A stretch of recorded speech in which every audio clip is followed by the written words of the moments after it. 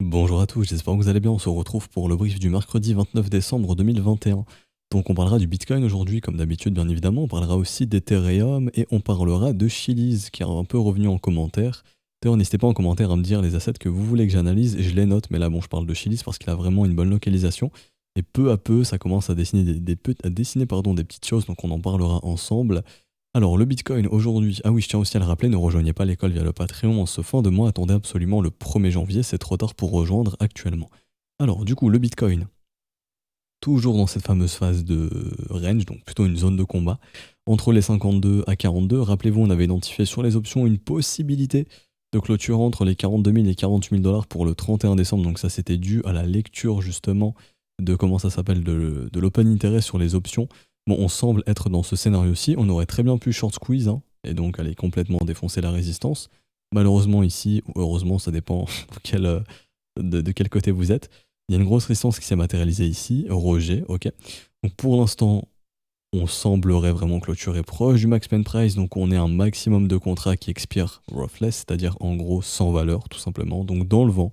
Ceux qui achetaient des calls et des puts, bah, ne les exécutent pas, hein, parce que bah, simplement, il n'y aurait aucune volonté entre guillemets d'acheter un bitcoin à 70 000, alors que le spot il est à 47 000, ni de vendre un bitcoin à 30 000 si vous avez acheté un put à 30 000 dollars. Donc en gros, voilà, on est au plein niveau, enfin au niveau du creux dans l'intérêt. Je vois pas si j'ai mis la box ici. Non, je crois que je l'ai mise là-bas. Ok.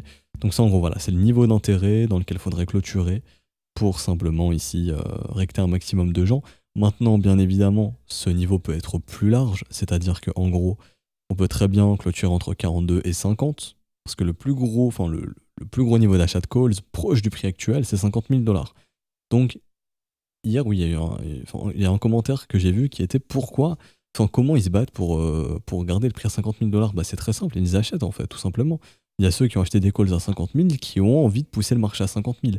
Et par exemple, il y a ceux qui ont vendu des calls et vendu des puts qui auraient plutôt une volonté à pousser les prix entre 42 et 48 pour justement mettre l'argent dans leur poche. Admettons, si moi, j'étais une Whales et que j'avais vendu des calls à 60 000 dollars, je voudrais que le Bitcoin soit sous 60 000. Si j'ai assez d'argent pour essayer de maintenir le prix sous 60, je pourrais le faire. C'est ça la bataille des options, entre guillemets. Et aussi, par exemple, il y a beaucoup de spoofing. Donc, pour ceux qui se demandent ce qu'est du spoofing, c'est quand vous mettez des faux ordres. Donc, en gros, pas des faux ordres. Vous allez mettre un ordre dans l'order book sans avoir la volonté de vous faire exécuter. C'est-à-dire qu'en gros, vous mettez un ordre, je sais pas moi, de 10 millions de dollars en vente. Et dès que le prix baisse, vous poussez votre ordre plus bas pour continuer de pousser le prix plus bas. Par exemple, c'est ce qu'on a eu sur Deribit ces derniers jours ici. Là, je viens de voir ça avec les élèves tout à l'heure.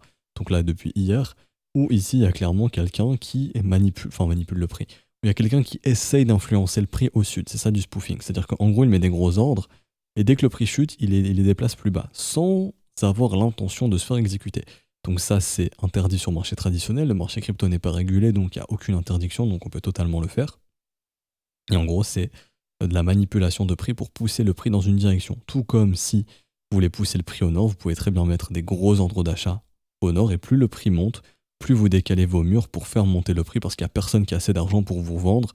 Et donc, c'est ce qui pousse artificiellement les prix au nord. Et généralement, ça, c'est quand les mecs veulent donc exécuter des shorts à des prix intéressants. Donc en gros, eux, ils manipulent pour que ça monte, ils mettent des shorts, hop, ils sont fil en short. Après, une fois que leurs shorts sont fil, ils retirent leurs ordres et hop, le marché se retourne comme ça. Donc ça, c'est du spoofing. Il y a aussi du wash trading, c'est quand vous achetez vos propres ordres et que vous vendez vos propres ordres. Exemple, je mets un ordre de 10 millions en vente, avec 10 autres millions, j'achète mon ordre de vente. Donc j'achète mon propre ordre. Après, je fais pareil.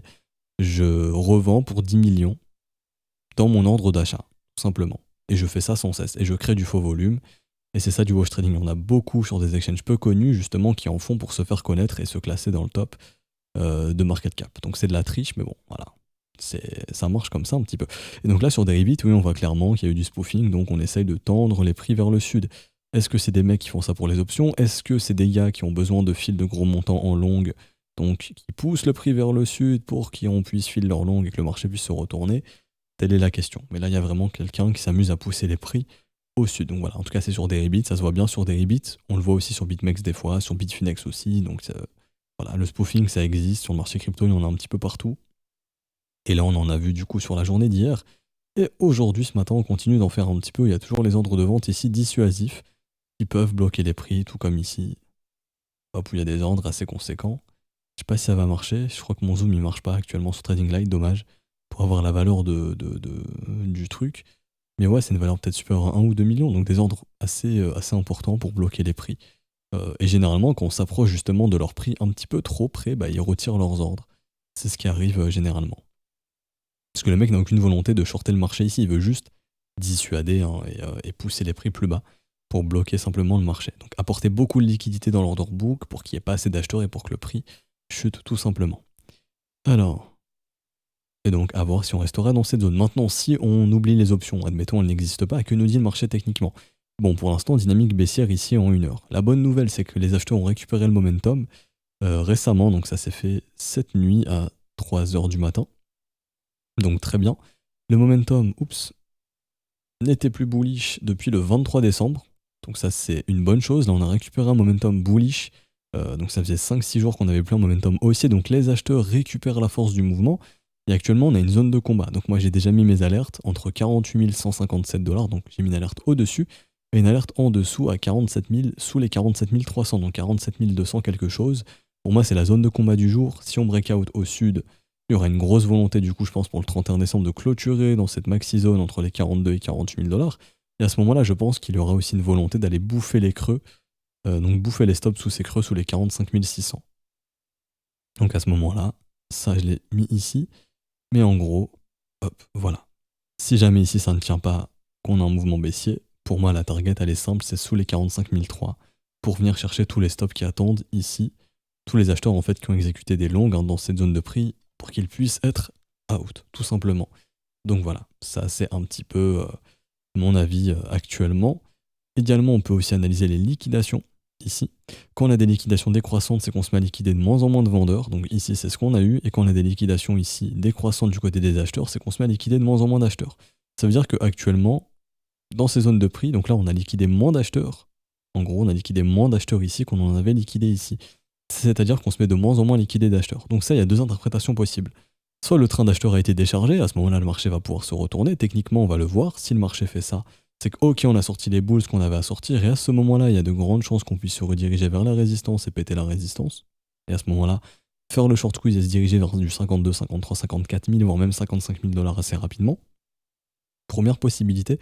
Ou deuxième possibilité, c'est qu'on ne trouve pas de liquidation longue ici, et qu'à ce moment-là, le marché va accélérer la chute, et du coup, il va en trouver là-bas, sous les stops et sous les creux ici, enfin sous les creux ici, pour liquider la majorité des mecs qui ont long avec du gros levier dans ces zones de prix et qui n'auraient pas pris profit là-bas. Et donc là, on trouverait des pics de liquidation assez importants. Donc là, actuellement, c'est simple. Soit on réenclenche et ok, on se redirige vers la résistance, soit on réenclenche pas et on va chasser les stops. Donc un retour sur le bas de la zone de combat, hein. Donc dans cette zone violette pour sortir un paquet d'acheteurs qui auraient pu exécuter des longues ici. La bonne nouvelle, entre guillemets, c'est que les spreads continuent d'être négatifs. Donc pour l'instant, hop, je passe en 1 heure, on aura plus de précision. Les spreads sont toujours négatifs, ce qui veut dire que la pression vendeuse est plus importante sur le dérivé que sur le spot. Ce qui veut dire que sur il n'y a pas une pression spot importante, il n'y a pas une pression vendeuse sur le spot qui est très importante. Si on regarde le CVD sur Coinbase par exemple, donc le cumulative volume delta, qui lui indique est-ce qu'on a plus de buy market ou de sell market, par exemple. Ici, on a vraiment beaucoup de buy market sur Coinbase. Vraiment, sur Coinbase, depuis des jours, ils achètent tout le supply au niveau de l'order book. Tout ce qu'ils peuvent acheter, ils l'achètent. Même quand le prix chute, ça achète massivement. Ici, sur ce dip, ça achète massivement sur Coinbase. Donc, il y a une grosse demande sur le spot du côté de Coinbase. Donc, il y a peut-être une accumulation cachée qui est en train d'être faite. Donc, c'est pour ça que je vous en parle. Et donc, voilà, c'est ce qui fait aussi qu'on a des spreads négatifs sur les autres, sur les contrats dérivés. Parce que la pression sur le spot est plutôt à l'achat. En tout cas, quand ça baisse, elle n'est pas aussi vendeuse que sur le spot. Il n'y a pas une offre monumentale sur le spot. Donc c'est ce qui nous fait penser que ce range aura de grandes chances de casser au nord ensuite. En tout cas, cette zone de combat pourra casser au nord. J'ai pas grand chose d'autre à dire, juste que récupération du momentum par les bulls, ça faisait quelques jours, 6 jours environ qu'ils ne l'avaient pas fait. On est en zone de rechargement, donc c'est la zone où on peut réenclencher. Si on réenclenche pas ici, bon bah comme vous savez, je pense qu'on ira bouffer les creux sous les 45 008 et file les ordres massifs sur Bitfinex. Je vais vous montrer ça. Alors, il y a des ordres assez intéressants sur Bitfinex. Là-bas, il y a vraiment des gros ordres. Ils ont été filés un petit peu ici, mais voilà. Techniquement, on pourrait aller les filer. Hein. Donc, si ça réenclenche pas ici, en revanche, si ça réenclenche, très bien. on aura vu au niveau des liquidations qu'il y en avait de moins en moins. Donc juste ici. Et que ça y est, on a liquidé les bulls qu'on devait liquider, allons chercher plus haut. Voilà, donc là c'est simple. Attendons résolution entre ce point et ce point. Si c'est baissier, continuation baissière, on ira sous 45 003. Si c'est haussier, on pourra se rattaquer aux résistances et aux fameux 51 000 $, 52 000 $ qui bloquent. Et donc ici, ça reviendrait tout simplement à avoir la zone de rechargement, ensuite la divergence, ensuite la structure de l'autre côté de la trendline. Ça serait un gros signe de retournement. Si on fait ça, c'est nickel. Si on fait ça, poursuite baissière, sous les 45 000, possiblement, en tout cas sous les 45 400 $ environ, probablement. J'ai fini pour Bitcoin, Ethereum, c'est un peu différent.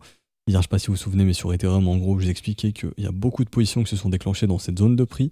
Si on perdait la zone de prix des 3890, donc là, la zone en petit pointillé, c'est les acheteurs qui étaient sous pression et ça pouvait justement nous amener à des prix plus bas.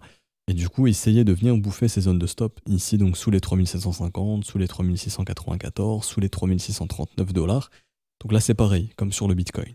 Si ça réenclenche pas ici, parce qu'on a la même chose sur Ether, on a ici, on liquide de moins en moins ici sur Ethereum.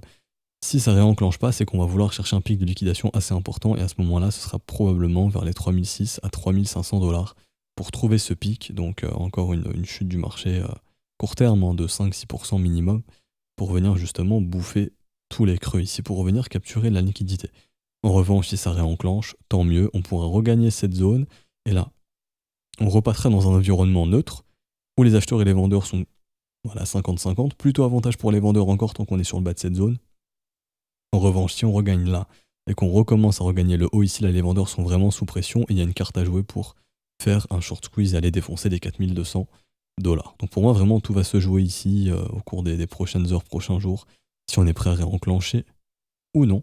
Et techniquement, Ethereum, ça reste une zone de combat entre 3640 et 4155. Tant qu'il n'y a pas de résolution, le marché ne fera rien du tout et restera entre ces deux bornes. Les acheteurs ont presque récupéré le momentum, c'est dommage. Hein. Il manquait un tout petit peu, il manquait rien, mais pour l'instant ce n'est pas encore le cas. Si on commence à avoir des W au cours des prochains jours sur le momentum, ça serait fortement positif, mais pour l'instant ce n'est pas encore le cas. J'ai fini pour Bitcoin et Ethereum, on fait rapidement une mise à jour sur Chiliz. Alors, le Chiliz qui est en zone de rechargement long terme, bonne zone pour de l'investissement. Je vais trouver une charte clean parce que là j'ai un peu trop de schéma. Hop. Ok. Je vais retirer le bien stit comme ceci. On va voir où est-ce qu'on est. Alors, on est dans la zone de rechargement. Pour un investissement long terme, c'est une zone qui nous intéresse fortement, surtout en hiver, là où les bottoms se posent généralement. Hop. Donc, ici, tout ce qui est entre du 36 centimes et du 20 centimes pour du long terme, c'est vraiment très très bien. On voit que le marché est très très plat, que le marché dessine des W toujours sur ces zones. W ici, W ici. Ici, pareil, petit W, gros W ici. Enfin, je vérifie si c'est un W le petit, j'ai pas l'impression. J'ai l'impression que le second creux est plus bas. On va vérifier. Non, c'est bon. Donc c'est vraiment une zone où les investisseurs sont assez intéressés pour acheter ce marché. Ça se voit aussi au niveau du volume profile, il y a un volume assez important ici. Les investisseurs sont en train de recharger, probablement, tant qu'en gros la zone des 20 centimes tient, il n'y a aucun problème sur Chiliz. Ce qu'il faut attendre, tout simplement, c'est une nouvelle structure comme on les a eues ici, pour poser un bottom et repartir ensuite. Donc là, il faudrait voir des W se former dans les prochains jours. On est en plein hiver, c'est la période idéale pour le faire. Donc tout le mois de janvier, ça pourrait consolider sur Chiliz pour poser un bottom. Également, on peut tracer aussi la trendline actuelle qui bloque les prix. Ça, on va tracer ça ici. Alors, hop, tac. Donc idéalement, il faudrait avoir les W de l'autre côté pour retrouver un momentum plutôt sympa et avoir des bons signaux d'investissement. Donc voilà, ça pourrait arriver d'ici janvier-février pour un rallye mars-avril-mai-juin potentiellement si on suit la saisonnalité qui est tout simplement on pose les bottoms en hiver, donc on consolide l'hiver. Par exemple en 2020, c'est exactement ce qu'on a fait. Ici, consolidation en janvier 2021, on a eu le go lors du W ici, début février, et là on s'est mis à partir très rapidement au mois de mars, avec bon ici un top au mois de mars, un second top au mois d'avril, donc là c'était la période de distribution, et ensuite bon bah le mouvement baissier. Mais en tout cas, accumulation en hiver et une poussée février, mars, avril, et ensuite on s'est calmé. Bah là on pourrait faire la même chose. On pose un bottom jusqu'en janvier, février, et ensuite mars, avril, mai, 3 mois de hausse potentiellement. C'est un peu le scénario que j'ai en tête ici, donc il faudrait attendre quelque chose comme ça. Hop. Donc pas aussi faiblement volatile, hein, mais voilà, que quelque chose comme ça puisse se dessiner, qu'un bon bottom se pose avec un breakout et ensuite qu'on puisse justement retrouver une phase de prix ascendante par la suite. Donc peut-être pas aussi parabolique, hein, parce que les market caps sont pas les mêmes, mais de retrouver une tendance haussière. Et ça jusque du mai, juin, même plus, qui sait. Mais en tout cas, la chart est assez intéressante.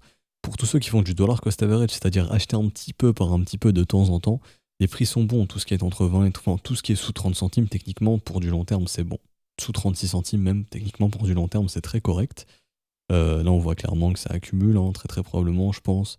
On a des corps de chandelle dans tous les sens vers ces niveaux de prix. 21 centimes ici, très maintenu, 23 centimes, 26 centimes, ouais franchement 21, 23, 26 centimes, très très très très vendu, je pense que ça accumule pas mal de chili sur ces niveaux, et il va falloir être patient sur ce genre d'asset, que la hype se calme un petit peu, qu'il y ait un désintérêt total, que le train se décharge et qu'ensuite on puisse repartir. Voilà, pour l'instant, pas de nouveaux signes de bottom, même sur du court terme, simplement de la consolidation entre du 35 centimes et du 24 centimes. Mais si les structures arrivent dans les prochains jours ou prochaines semaines, vous aurez de bons signaux d'investissement et je pense qu'à ce moment-là, je referai une mise à jour. En termes de prix, on pourrait targeter quoi? Alors, hop, on prend le bottom ultime ici. Donc on est revenu faire un petit tour en zone de rechargement de short, les traders ont vite pris leur profit. Hop, petite mèche, dès qu'on est venu dedans, 61,8, ça a pris un petit peu de profit. Ça, c'est assez intéressant. C'est une zone de profit, hein. Tout ce qui est entre 62 et 78 centimes, c'est la première zone de profit, entre guillemets. Donc par exemple, dans une pure gestion du risque, ce qu'on pourrait faire, c'est, donc dans la zone de rechargement de short, sécuriser les positions, c'est-à-dire tout simplement financer un stop ou récupérer l'investissement de base. Comme ça, je perds pas d'argent si un jour cet asset, si au final Chiliz n'arrive pas à performer, admettons. Comme ça, je perds pas d'argent, je récupère mon investissement. Ou alors, je déplace mon stop à mon niveau d'achat, comme ça, si on revient à mon niveau d'achat, pareil, je sors sans perte et je pourrais racheter plus tard si j'ai une nouvelle structure. Ça pourrait aussi être une stratégie. Alors ensuite, quels seraient les objectifs si jamais Chiliz fait un nouvel ATH? Là, c'est des objectifs mathématiques. Et à ce moment-là, c'est moins les extensions entre 161,8 et 200% qui m'intéressent. Donc ça donnerait un objectif entre 1,42$ et 1,73$. Donc ça ferait une plus-value plus ou moins intéressante. Admettons signal donné à 30 centimes. Ça me ferait en gros entre du 360% et du 460% en termes de plus-value. C'est pas mal. Bon, il y a mieux ailleurs, bien évidemment. Il y a des assets avec des market cap plus faibles qui peuvent ramener plus. Mais là, Chili, c'est un asset quand même qui est fondamentalement assez strong. Donc est-ce qu'il peut finir à 1, 2, 3, 4, 5, 6 dollars? Oui, potentiellement oui. On peut regarder son market cap, donc ne confondez pas. Souvent les débutants se disent: oh, cette crypto elle coûte 30 centimes, donc elle peut un jour, comme le Bitcoin, monter à 10 000 dollars et je vais être riche. Non. Faut regarder absolument le market cap, la capitalisation. Est-ce que c'est possible que ce truc puisse monter à 1000 dollars? Techniquement, oui, en termes de chiffres mathématiques, c'est beaucoup moins possible. Il faudra un market cap supérieur au Bitcoin, ce qui n'arrivera probablement pas puisque Bitcoin ne sera pas dépassé par Chiliz. En tout cas, c'est très peu probable, hein. Si je faisais des probas, je dirais que ça a 0,1% de chance d'arriver. Très faible. Mais en tout cas, on est à 1,7 milliard de market cap. Bon. On est sur un market cap qui est déjà plus ou moins élevé. C'est-à-dire qu'en gros, Chiliz, il était à 100 millions de market cap il y a un an. Là, il est à 1 milliard. Un peu plus. Donc, il a fait plus d'un fois 10 en termes de market cap. Donc, il y a déjà beaucoup plus d'argent au sein du projet. Il y a beaucoup plus d'investisseurs qu'avant. Ce qui fait que, rappelez-vous, plus un train est déjà chargé, moins il pourra monter haut. Donc là, en gros, faire une performance similaire qu'on a faite ici, en passant en gros en termes de prix, en passant de 1 centime à grosso modo 77 centimes, faire un fois 77 est très peu réaliste dorénavant. En gros, ça c'était la plus grosse vague. La seconde vague sera probablement moins importante en termes de performance. Est-ce que ça veut dire que c'est un mauvais investissement? Non. Ça veut juste dire que de revoir une performance similaire à ce qu'on a fait l'hiver dernier, c'est peu probable. Donc, en termes de market cap, maintenant, c'est à vous de vous fixer des objectifs. Au sommet, on est déjà monté à grosso modo 4 milliards. Est-ce que pour vous, Chiliz peut monter par exemple à 40 milliards? Si oui, à ce moment-là, il pourrait faire entre 1 x 20 et 1 x 30 vu son market cap actuel. Donc en gros, se diriger vers du, si je dis pas trop de bêtises, en termes de prix, on était à combien ici? À 4,30. Alors, on était aux environs des 77 centimes. Entre du 6 et du 8 dollars s'il vient chercher ses valeurs en market cap, donc ce qu'on a dit en termes de valeur de market cap. C'est une possibilité, bien évidemment. Ça ne veut pas dire que ça va arriver. C'est une possibilité. Est-ce que pour vous, cet asset a le potentiel de se retrouver un jour? Et ça, encore une fois, c'est une question subjective. Par exemple, j'ai des assets dans mon portefeuille et je pense clairement pas qu'un jour ils seront top 10. Et c'est pas l'objectif que je leur donne.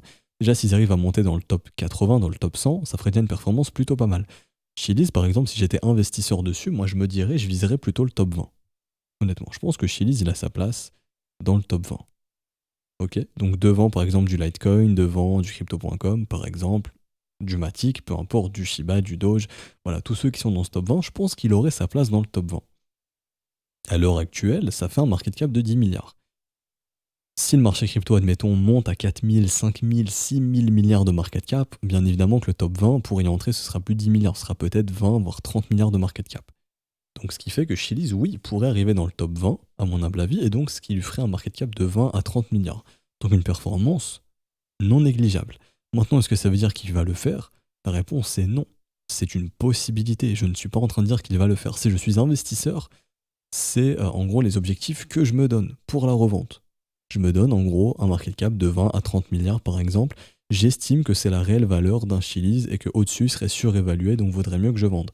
Et en gros, si j'investis dedans, c'est que je pense qu'un market cap de 1 milliard 700 millions, c'est assez faible. Tout simplement. Voilà, en gros, c'est ça que vous devez vous dire.